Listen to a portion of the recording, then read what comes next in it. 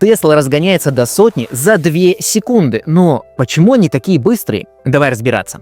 Представь себе типичного солидного мужчину. Назовем его Геннадий, который все еще ездит на Нива Легенд 2004 года. Да, та самая махина, которая жрет бензин, как слон в Макдаке. И вот они встречаются на перекрестке. Вжух! И Тесла уходит в закат. Он решает выяснить, почему Тесла делает сотню за 2 секунды, а его ласточка за 2 вечности.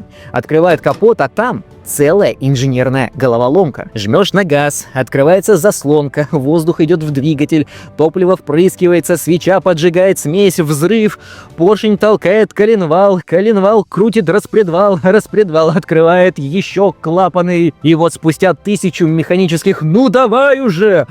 колеса только начинают двигаться. Еле-еле. А теперь Тесла. Никаких поршней, никакого думающего двигателя. Нажал на педаль, и вся мощь сразу в колеса. Моментальный крутящий момент. 0 задержки. Чистый ураган. Это как сравнивать арбалет с лазером. Пока один натягивает тетиву, другой уже пробил стену. Вот и весь секрет. Пока Геннадий в своей Ниве проживает первую фазу старта, Тесла уже уехала пить кофе в следующий город.